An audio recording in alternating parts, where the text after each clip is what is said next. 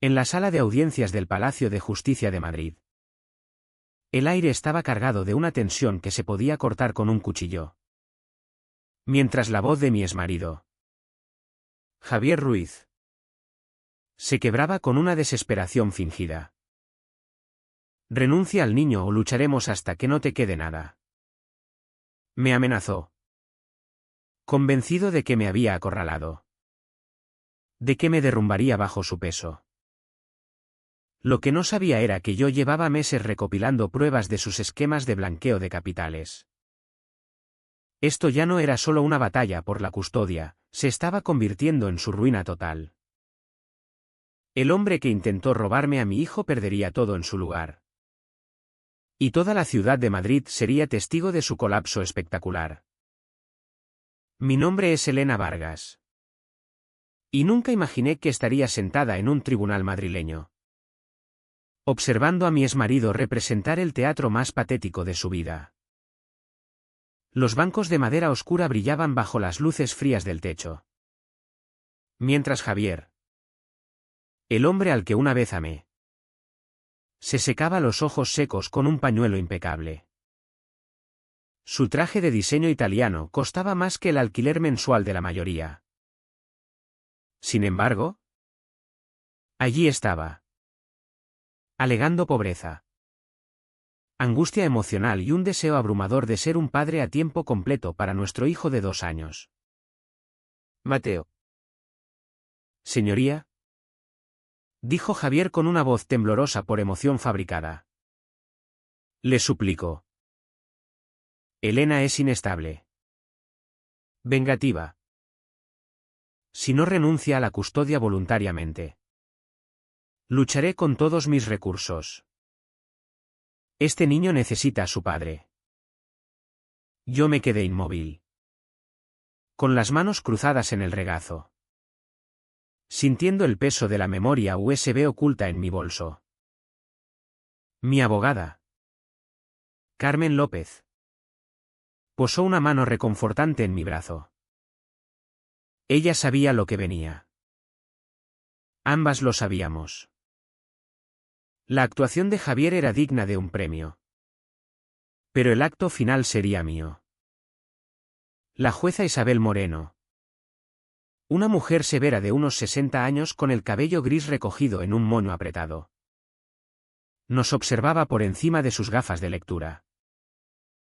La sala estaba abarrotada, Javier se había asegurado de ello. Varios periodistas ocupaban las filas traseras, con sus libretas listas. Él se había pintado como el exitoso promotor inmobiliario luchando por sus derechos paternales, mientras me retrataba a mí como la exesposa amargada que usaba a nuestro hijo como arma. Señor Ruiz, dijo la jueza, su voz cortando los sollozos de Javier. ¿Tiene documentación para respaldar estas graves acusaciones sobre la salud mental de la señora Vargas? Javier se enderezó, sus lágrimas desapareciendo misteriosamente. Tengo testigos. Señoría, amigos que han visto su comportamiento errático. Incluso miembros de su propia familia preocupados. Casi me reí. Esos miembros de la familia eran sus compañeros de golf. Y el comportamiento errático era mi negativa a firmar documentos fraudulentos 6 meses atrás. Pero me mantuve en silencio, recordando el consejo de Carmen, déjalo cavar su propia tumba. Mientras Javier continuaba su monólogo sobre mi supuesta inestabilidad, mi mente vagó 3 años atrás, cuando nos conocimos en una gala benéfica para el Hospital Infantil de Madrid. Él había sido encantador, atento, todo lo que una mujer podía desear. Las señales de alerta estaban allí, la forma en que insistía en saber mi paradero. Cómo me aisló gradualmente de mis amigos. Los comentarios sutiles sobre mi apariencia cada vez que ganaba confianza. Pero yo estaba ciega, desesperada por creer en el cuento de hadas que me vendía. Señora Vargas. La voz de la jueza me sacó de mis pensamientos. ¿Desea responder a estas alegaciones? Me levanté despacio, alisando mi vestido azul marino sencillo. A diferencia del atuendo de diseñador de Javier, había elegido algo modesto. Profesional, la madre soltera protegiendo a su hijo. No la vengativa que él me pintaba. Señoría. Comencé, con voz firme a pesar de la rabia que ardía en mi pecho. He estado sentada aquí escuchando las preocupaciones de mi exmarido por el bienestar de nuestro hijo. Si al señor Ruiz le importara realmente el bien de Mateo, quizás podría explicar por qué ha faltado a 17 visitas programadas en los últimos 6 meses. O por qué está 3 meses atrasado en la manutención a pesar de comprar un nuevo Porsche el mes pasado. La mandíbula de Javier se tensó. Su abogado, un tiburón llamado Antonio Ferrer, le susurró urgentemente al oído. Son contratiempos financieros temporales. Intervino Javier, ignorando el protocolo. Señor Ruiz. Hablará cuando se le dirija, advirtió la jueza. Continué, no estoy aquí para pelear. Señoría. Estoy aquí para proteger a mi hijo de un hombre que lo ve no como un niño a amar, sino como una posesión a ganar. El mismo hombre que me dijo. Y cito, renuncia al niño o lucharemos hasta que no te quede nada. La sala murmuró, el rostro de Javier se enrojeció. Eso está sacado de contexto. Gritó. Pero yo no había terminado. Ni de cerca. Mientras lo miraba al otro lado de la sala. A este hombre que había intentado destruirme. Que había amenazado con quitarme todo lo que amaba. Ya no sentía miedo. Solo una determinación fría y calculada. Señoría. Dije. Creo que hay asuntos sobre los negocios del señor Ruiz que son relevantes para su aptitud como padre. Asuntos que hablan de su carácter, su juicio y su capacidad para proporcionar un entorno seguro a nuestro hijo. El color de Javier pasó de rojo a blanco fantasmal. Conocía ese tono en mi voz, era el mismo que usé la noche en que descubrí sus secretos. Cuando le prometí que protegería a nuestro hijo costara lo que costara. La jueza se inclinó hacia adelante. Intrigada. Proceda. Señora Vargas. La primera vez que conocí a Javier Ruiz. Estaba revisando planos arquitectónicos en desarrollos urbanos élite. En Madrid. Mi cabello recogido en un moño desordenado. Manchas de café en mi chaqueta de gerente de proyectos. Él entró en la sala de conferencias como si fuera el dueño del mundo. Lo cual en cierto modo lo era. A los 35 años. Ya había construido un imperio inmobiliario que se extendía por toda España. Tú debes ser Elena.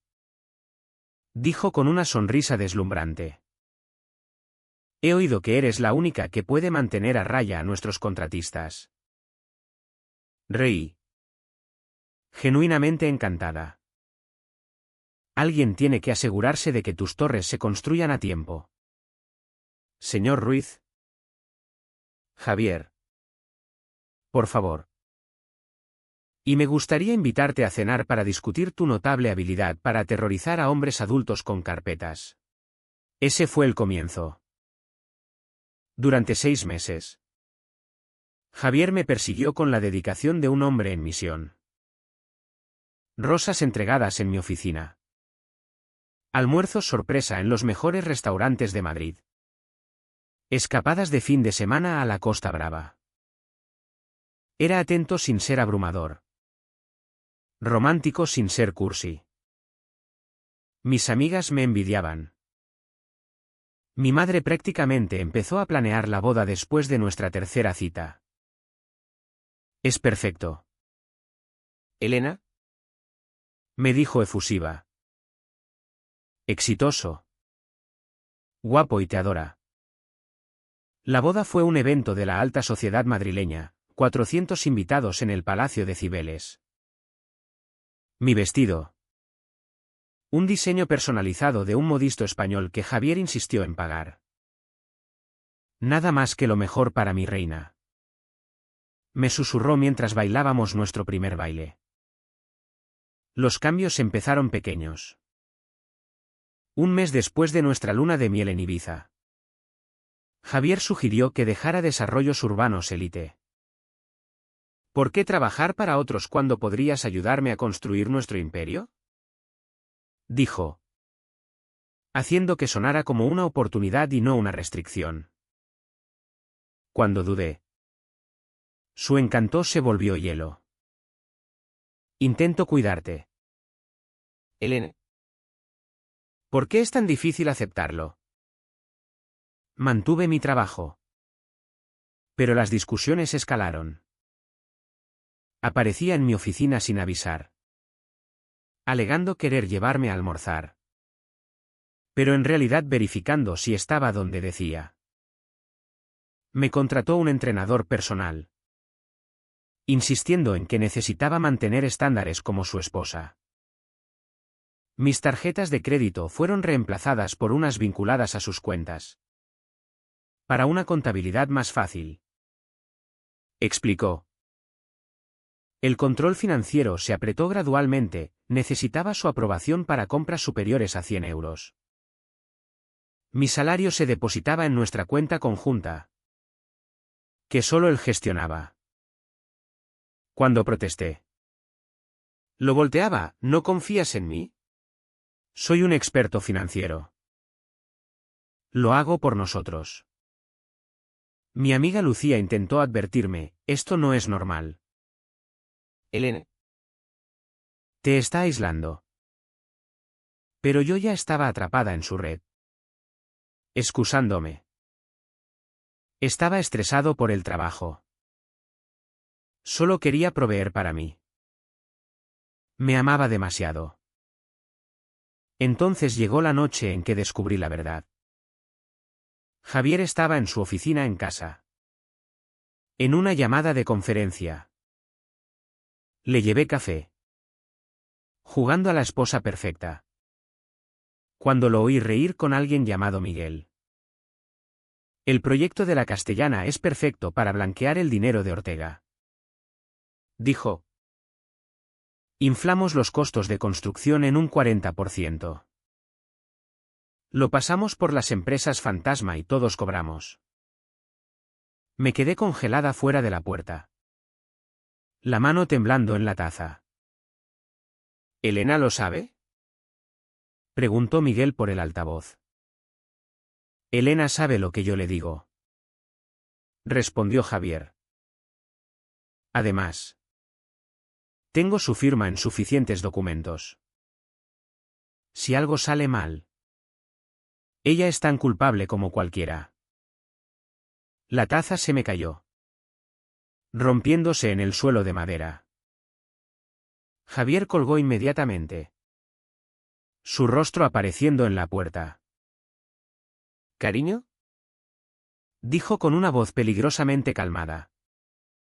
¿Cuánto tiempo llevas ahí? ¿Suficiente?, susurré. Me agarró la muñeca. No lo bastante fuerte para dejar moretones, pero firme para marcar su punto. No oíste nada. No sabes nada. Y si alguna vez piensas en dejarme o hablar con alguien de mis negocios, recuerda que tu nombre está en esos papeles. Estás metida en esto tanto como yo. Esa noche, yací despierta a su lado. Mi mente acelerada. Pensé en los documentos que me había hecho firmar, transferencias de propiedades, solicitudes de préstamos, autorizaciones de inversiones. Había confiado en él. Firmado sin leer. Creyendo en nuestra asociación. A la mañana siguiente, empecé a planear. Sonreí en el desayuno. Lo besé al despedirme. Jugué a la esposa devota. Pero por dentro documentaba todo, cada llamada sospechosa. Cada documento cuestionable. Cada amenaza disfrazada de amor. Cuando descubrí que estaba embarazada 2 meses después, el control de Javier se intensificó. Nuestro hijo tendrá lo mejor de todo, declaró.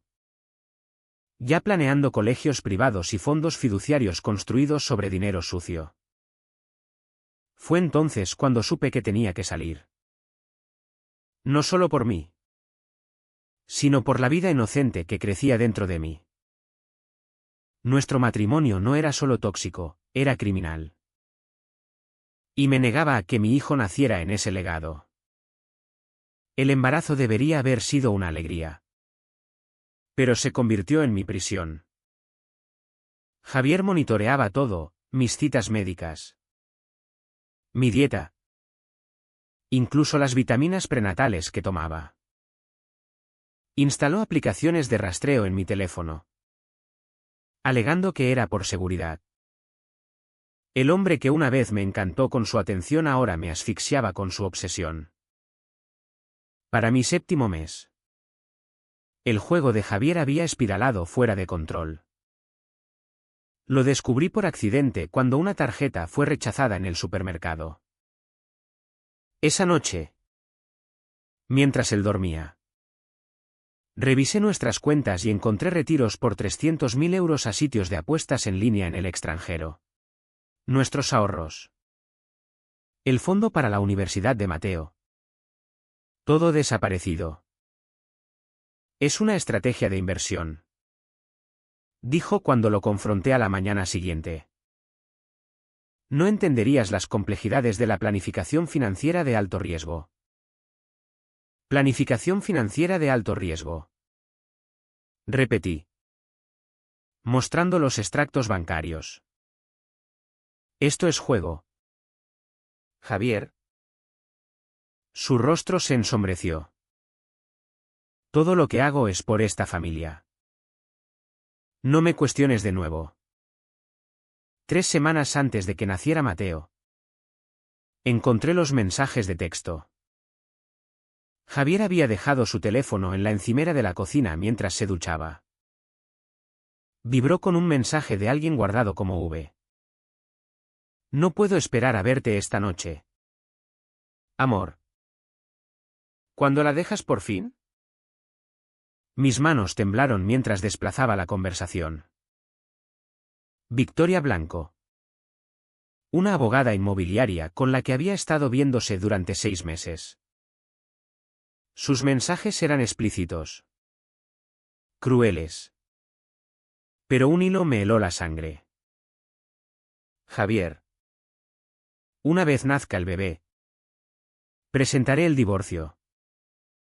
Elena ha estado tan inestable durante el embarazo.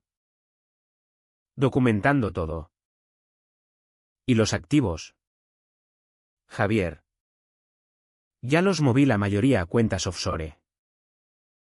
Ella no conseguirá nada. Alegaré que es mentalmente no apta. Obtendré la custodia completa. La manutención de ella será solo otro ingreso. Victoria. ¿Y si pelea? Entonces la entierro con cargos de fraude.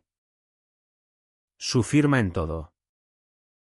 Una llamada a la Guardia Civil y está en prisión federal. Tomé fotos de cada mensaje. Mi corazón latiendo fuerte. Estaba planeando incriminarme. Quitarme a nuestro bebé y destruir mi vida. El hombre con el que me casé. El padre de mi hijo. Orquestaba mi aniquilación completa.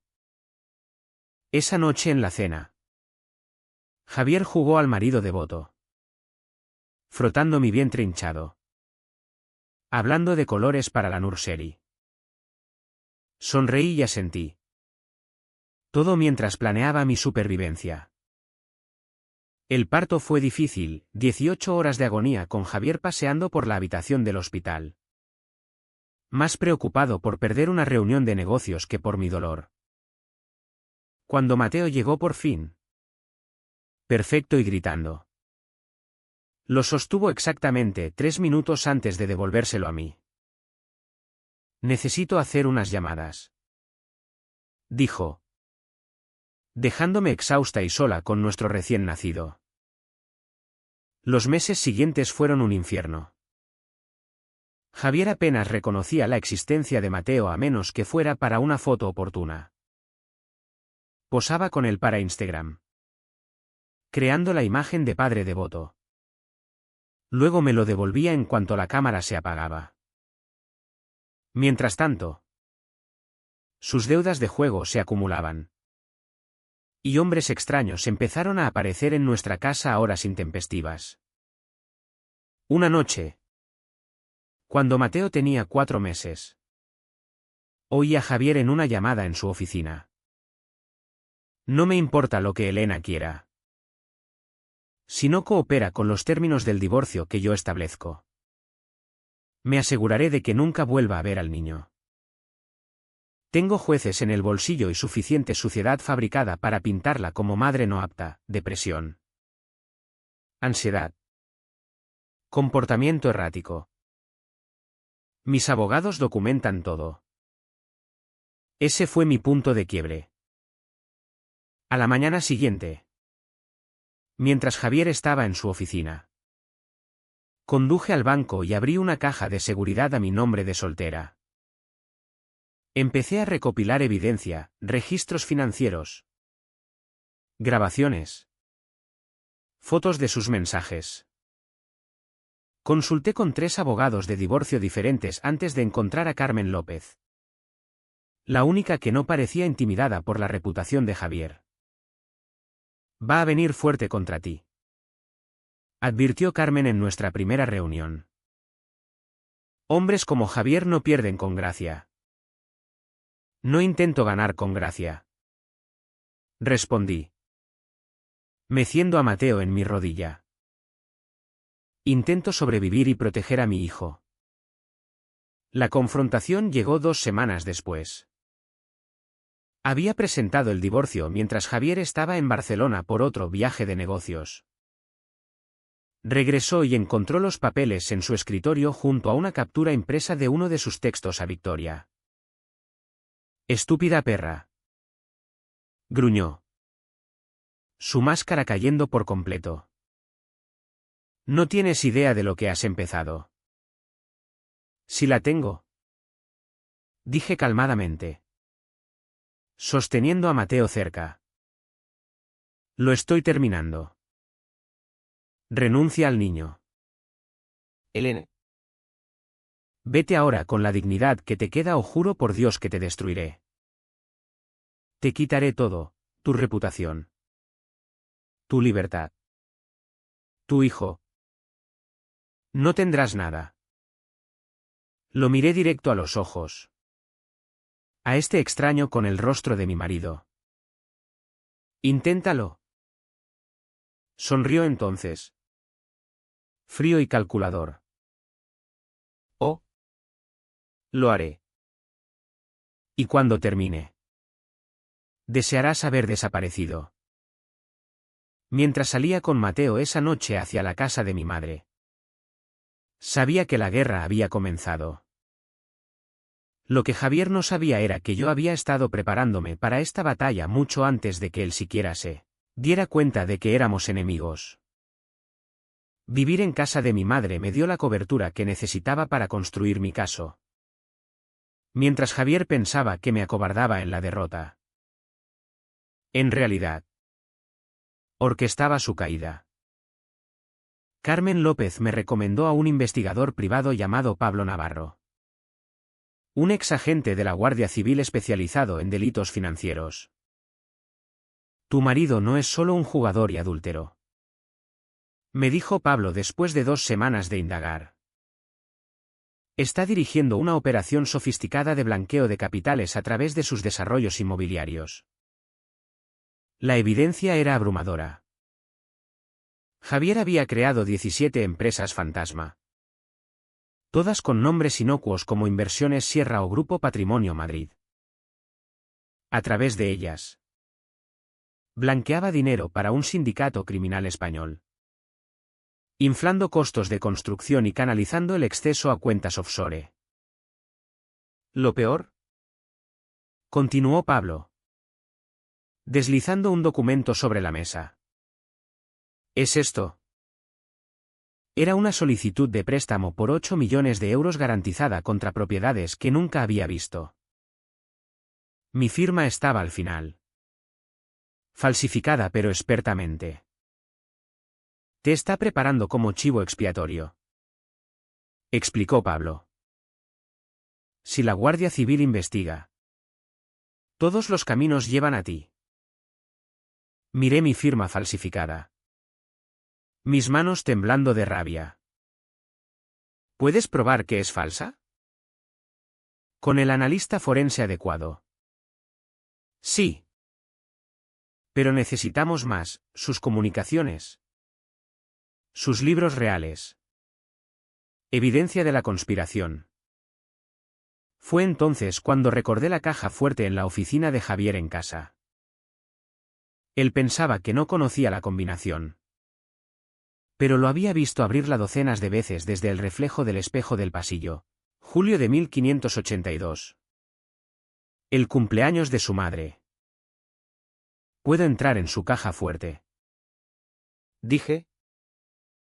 Está en Marbella este fin de semana con Victoria. Carmen pareció preocupada. Eso es allanamiento. ¿Elena? No si aún tengo llave y mi nombre está en la escritura. Contraargumenté. Ese sábado por la noche. Dejé a Mateo con mi madre y conduje a lo que había sido mi hogar. La casa estaba oscura. ¿Vacía? Desactivé la alarma, nunca cambió el código, y fui directo a su oficina. La caja fuerte contenía todo, 2 juegos de libros para cada propiedad.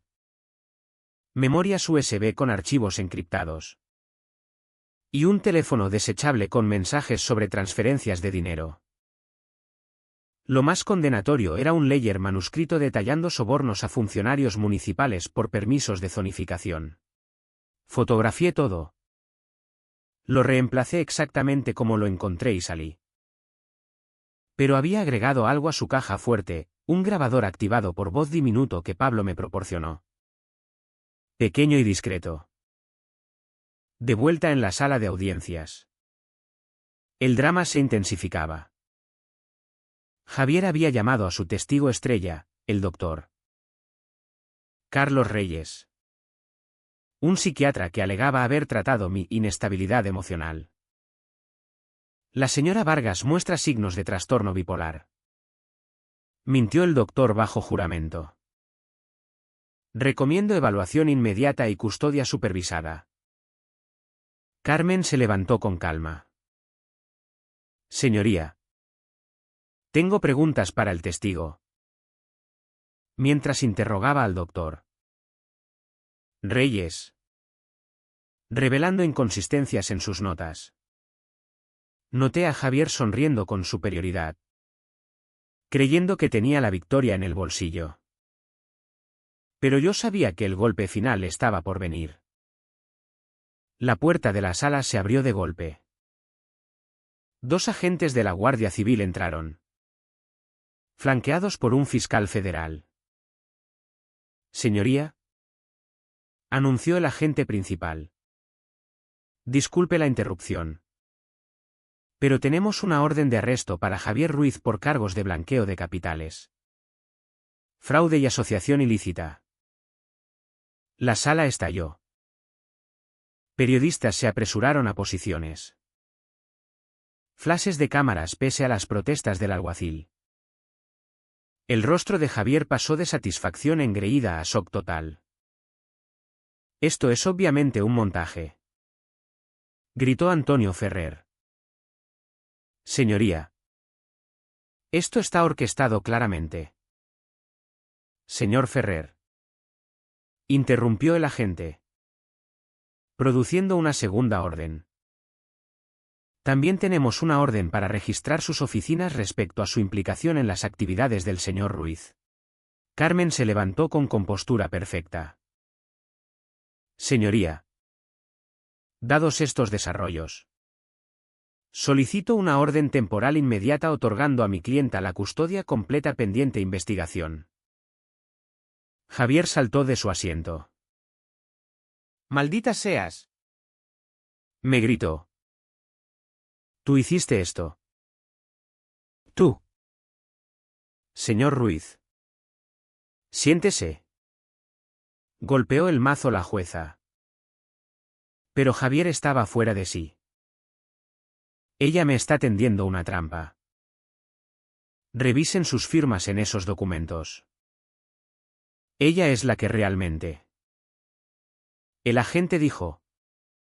Produciendo una carpeta, nuestro análisis forense confirma que esas firmas fueron falsificadas.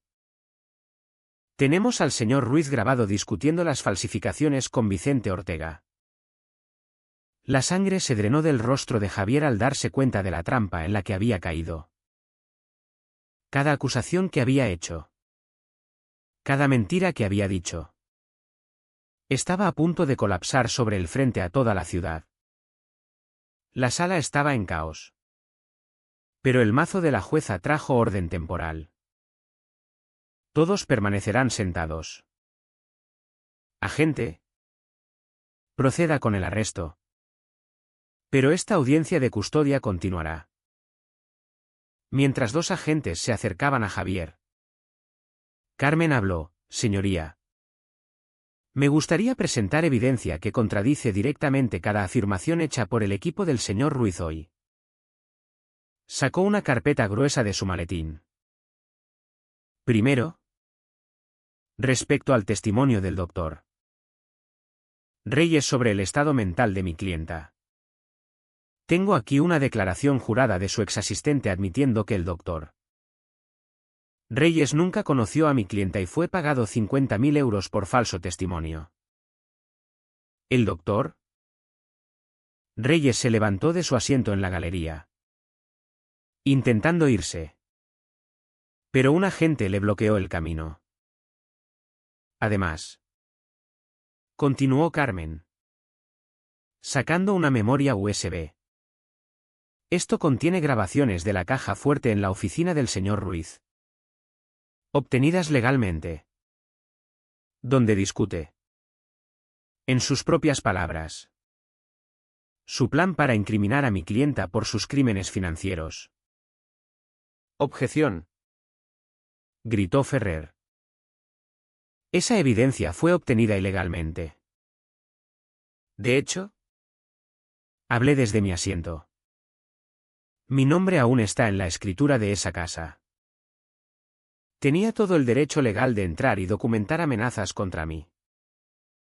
Carmen reprodujo una grabación en su portátil. La voz de Javier llenó la sala. Una vez tenga la custodia, moveré al niño a Costa Rica. Ya tengo los pasaportes falsos listos. Elena puede pudrirse en prisión federal por lo que a mí respecta. Jadeos resonaron en la habitación. Varios periodistas transmitían en vivo pese a las reglas del tribunal. Señoría, dijo Carmen. Hay más.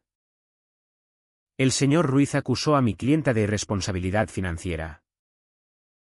Aquí están los libros reales de sus compañías mostrando que ha desviado más de 3 millones de euros a cuentas offshore en el último año. Todo mientras alega incapacidad para pagar manutención. Presentó documento tras documento, contratos con firmas falsificadas. Correos sobre sobornos a funcionarios. Mensajes con Victoria Blanco sobre ocultar activos. Cada pieza era como otro clavo en el ataúd de Javier. Las deudas de juego que el señor Ruiz ha acumulado. Continuó Carmen. Exceden los 2 millones de euros. Debe dinero a gente muy peligrosa. Por eso está desesperado por huir del país con el niño, usándolo como garantía para su propia seguridad. Patricia, la hermana de Javier, se levantó en la galería. No sabía nada de esto. Me dijo que Elena estaba loca. Me dijo. Cállate. Rugió Javier, luchando contra los agentes que ahora lo esposaban. El agente se dirigió a la jueza. Señoría. Hemos investigado al señor Ruiz durante 8 meses. La señora Vargas vino a nosotros hace 3 meses con evidencia que abrió nuestro caso de par en par. Ha cooperado plenamente a gran riesgo personal. ¿Llevabas un micro? Me miró Javier. Incrédulo. Maldita perra. ¿Llevabas un micro? Lenguaje. Señor Ruiz. Advirtió la jueza. No. Dije en voz baja. Encontrando sus ojos. No necesitaba un micro. Documentaste tus propios crímenes a la perfección. Todos esos archivos encriptados que creías seguros. Tu contraseña era nuestra fecha de boda. No muy creativo para un genio criminal. La verdad era aún más satisfactoria. Pablo Navarro me había ayudado a craquear la huella digital de Javier. Y él había sido descuidado. Cada crimen. Cada pago. Cada amenaza. Los había guardado como trofeos. Antonio Ferrer se alejaba ahora de Javier, intentando distanciarse. Señoría. No tenía conocimiento de las supuestas actividades criminales de mi cliente. Solo representaba. Guárdeselo. ¿Consejero? Dijo el agente. Tenemos grabaciones de usted discutiendo cómo blanquear dinero a través de honorarios legales. Otro agente entró y susurró al principal. ¿Quién asintió, señoría? Acabamos de incautar los ordenadores del señor Ruiz de su oficina. Examen preliminar muestra planes para secuestrar al niño y huir a un país sin extradición. La jueza había oído suficiente, señor Ruiz. Dada la evidencia y los graves cargos federales que enfrenta. Concedo custodia completa de emergencia a la señora Vargas. No tendrá contacto con el niño pendiente el resultado de su juicio penal. No. Javier se abalanzó hacia mí. Pero los agentes lo retuvieron. Es mi hijo. No puedes hacer esto. Elena. Maldita vengativa. ¿Te mataré por esto? Añada amenazas terroristas a los cargos. Dijo el agente calmadamente mientras lo arrastraban hacia la puerta. Lo último que vi fue su rostro.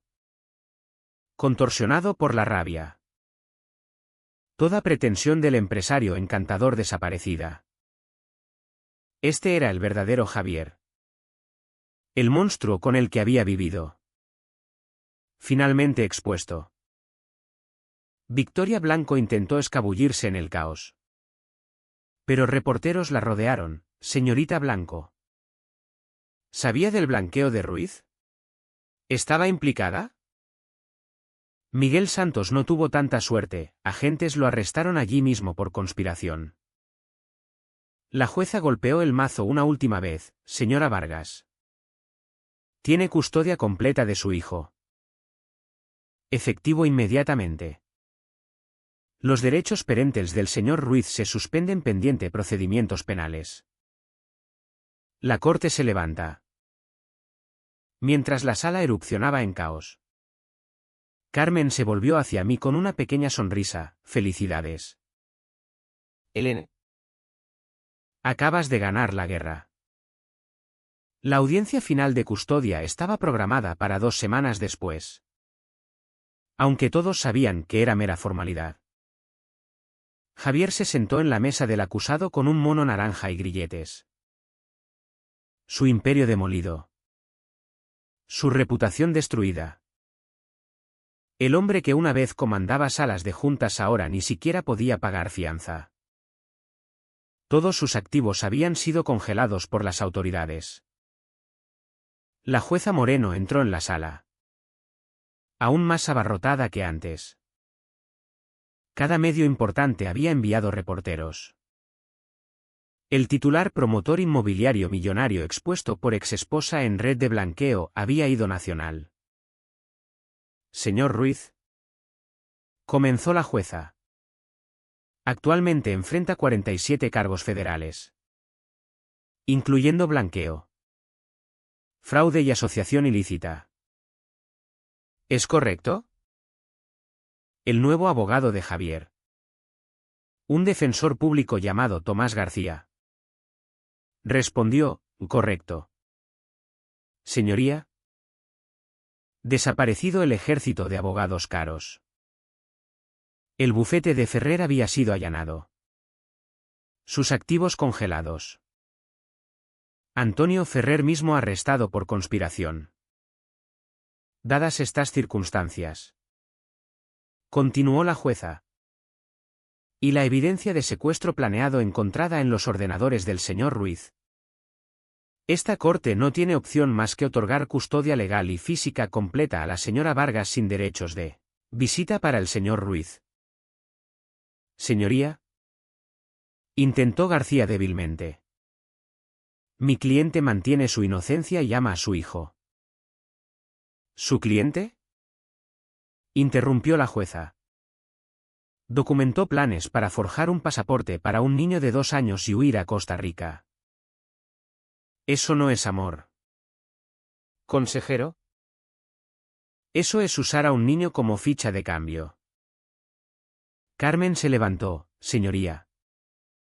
También solicitamos una orden de alejamiento permanente y que el señor Ruiz renuncie a sus derechos parentales. Nunca firmaré eso, gritó Javier, intentando levantarse pero retenido por el alguacil. ¿Es mi hijo? Señor Ruiz, dijo la jueza fríamente. Enfrenta 25 años a cadena perpetua en prisión federal. Su hijo merece crecer sin la sombra de sus crímenes sobre él. El agente, observando desde la galería, se levantó, señoría. Si me permite. La Guardia Civil ha descubierto evidencia adicional. El señor Ruiz planeaba vender información sobre sus contactos de blanqueo a un cártel a cambio de paso seguro a Colombia. El niño era garantía. La sala jadeó. Ni siquiera yo sabía esta parte. El rostro de Javier se desmoronó. Eso no es. Yo nunca. Tenemos los correos. Señor Ruiz, dijo el agente simplemente. El disgusto de la jueza era evidente. Concedo la orden de alejamiento permanente. Señor Ruiz. No tendrá contacto alguno con su hijo o la señora Vargas. Cualquier intento resultará en cargos adicionales. Señoría, añadió Carmen. También está el asunto de la demanda civil. El señor Ruiz falsificó la firma de mi clienta en préstamos por 8 millones de euros. Buscamos restitución completa más daños. Concedido. Aunque sospecho que el señor Ruiz no tendrá muchos activos después de que el gobierno termine con él. La jueza se volvió hacia mí, señora Vargas. Ha mostrado un coraje increíble durante esta ordalía. Su hijo es afortunado de tener una madre que luchó tan duro por protegerlo. Gracias. Señoría. Logré decir. Con voz espesa por la emoción. Sin embargo. Continuó la jueza. Mirando a Javier. Quiero que entienda algo. Señor Ruiz. Tenía todo, riqueza. Una familia hermosa. Éxito. Y lo tiró por avaricia y poder. Traumatizó a su esposa. Intentó robar a su hijo y corrompió a todos a su alrededor. Javier miró la mesa. Sus hombros temblando. Por un momento. Casi sentí piedad. Casi. La Corte falla a favor de la señora Vargas en todos los puntos. Declaró la jueza. Los derechos perentes del señor Ruiz se terminan efectivamente inmediatamente pendiente su acuerdo escrito, que le aconsejo fuertemente proporcionar. La Corte se levanta. El mazo cayó con finalidad. Mientras los alguaciles preparaban a Javier para escoltarlo. Me miró una última vez, Elena. Por favor. Déjame despedirme de él solo una vez. Me levanté. Recogiendo mis cosas, te despediste el día que decidiste que éramos prescindibles. El día que elegiste dinero sobre familia. Te amaba. Dijo desesperadamente. Los amaba a ambos. No. Respondí en voz baja. Amabas poseernos. Hay una diferencia. Los alguaciles lo arrastraron. Sus súplicas resonando en el pasillo del tribunal. Cámaras capturaron cada momento, el rey caído del inmobiliario madrileño. Destruido por su propia avaricia y la esposa que subestimó. Fuera del tribunal. El frenesí mediático era abrumador. Reporteros gritaban preguntas. Flashes. Micrófonos empujados hacia mi rostro. Señora Vargas. ¿Cómo se siente haber ganado? Elena. ¿Escribirá un libro sobre su experiencia? ¿Qué sigue para usted y su hijo? Carmen y yo nos abrimos paso hacia el coche esperando. Justo antes de entrar. Me volví a las cámaras una última vez. Quiero que las mujeres en situaciones similares sepan que son más fuertes de lo que piensan. Documenten todo. Confíen en sus instintos y nunca dejen que nadie las convenza de que proteger a su hijo las hace vengativas o locas. A veces. Luchar es la única opción. ¿Algunas palabras para Javier? Gritó un reportero. Pensé un momento, espero que use su tiempo en prisión para convertirse en el hombre que fingía ser. Pero eso es su camino ahora. No el mío. El sol de la tarde entraba por las ventanas del tribunal mientras Carmen y yo llegábamos al coche. Mi madre estaba allí con Mateo, quien extendió sus brazos regordetes hacia mí. Completamente ajeno a que su futuro entero acababa de ser asegurado. Mamá. Chilló. Y lo abracé fuerte. Inhalando su aroma a champú de bebé. Sintiendo el peso del año pasado levantarse por fin. El trayecto a casa fue surreal. Cada emisora de radio cubría la historia, millonario promotor inmobiliario Javier Ruiz enfrenta cadena perpetua. Guardia Civil destapa red masiva de blanqueo. Evidencia de exesposa derriba imperio inmobiliario. Eres famosa. Dijo mi madre suavemente desde el asiento delantero. Infame. Quizás. Corregí. Besando la cabeza de Mateo. De vuelta en casa de mi madre. Por fin me permití revisar mi teléfono. Cientos de mensajes de amigas. Excompañeros. Incluso extraños ofreciendo apoyo. Lucía había escrito simplemente, sabía que lo tenías en ti. Mamá guerrera. Esa tarde. Mientras bañaba a Mateo. Él jugaba con sus patitos de goma. Salpicando y riendo. Nunca tendría que conocer al padre que lo veía como propiedad. Como palanca. Como algo más que el alma preciosa que era. Carmen llamó alrededor de las 8, Elena. Quería que supieras que Javier firmó la renuncia a sus derechos perentels hace una hora. Su abogado lo convenció de que podría ayudar con la sentencia. ¿Está terminado? Pregunté. Apenas atreviéndome a creerlo. Está terminado. Mateo es tuyo completamente y para siempre. Colgué y lloré por primera vez desde que todo comenzó. No lágrimas de tristeza o miedo, sino de puro alivio. A la mañana siguiente trajeron más revelaciones. La Guardia Civil anunció que habían arrestado a 17 personas más conectadas a la operación de Javier, incluyendo 2 concejales y un juez. Toda la red de Vicente Ortega se derrumbaba. La investigación que yo había desencadenado se convirtió en uno de los mayores casos de corrupción en la historia de España. Victoria Blanco fue arrestada intentando abordar un vuelo a Suiza. El doctor Reyes perdió su licencia médica y enfrentó cargos por perjurio. Incluso Patricia llamó para disculparse. Sollozando sobre cómo Javier la había manipulado también, le creí. Es mi hermano. Y creí cada mentira. Era bueno mintiendo. Dije simplemente. No te culpes. 3 días después. Estuve en lo que había sido nuestro hogar.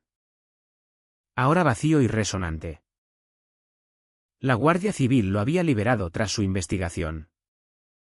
Y se vendería para pagar restituciones. Caminé por habitaciones que guardaban recuerdos bellos y terribles, la cocina donde Javier me propuso. La oficina donde descubrí sus crímenes. La nursery que pintamos juntos mientras estaba embarazada. En su oficina. Encontré algo que la Guardia Civil pasó por alto, una foto escondida detrás de su diploma. Era de nuestro día de boda. Parecíamos tan felices. Tan enamorados. Me pregunté si algo había sido real para él. O si siempre fui solo otro activo a adquirir. Dejé la foto en su escritorio vacío y salí. Cerrando la puerta para siempre. La sentencia llegó 6 meses después. Javier recibió 35 años de prisión federal. Sin posibilidad de libertad condicional por 20. Parecía más pequeño. Disminuido. Cuando se leyó el veredicto. No reaccionó. La lucha había salido de él. Miguel Santos consiguió 15 años. Antonio Ferrer. 10. Toda la red de corrupción que Javier construyó se derrumbó, llevándose a docenas de criminales consigo. No asistí a la sentencia. Estaba en el parque con Mateo, empujándolo en los columpios, escuchando su risa. Ese sonido. Alegría pura de un niño que crecería seguro y amado. Valía más que ver a Javier encadenado. Un reportero nos encontró allí. Un último intento por un exclusivo, Elena. ¿Algún pensamiento final sobre la sentencia de Javier? Levanté a Mateo, quien envolvió sus brazos alrededor de mi cuello. Mi único pensamiento es sobre el futuro. El de mi hijo. Y va a ser hermoso.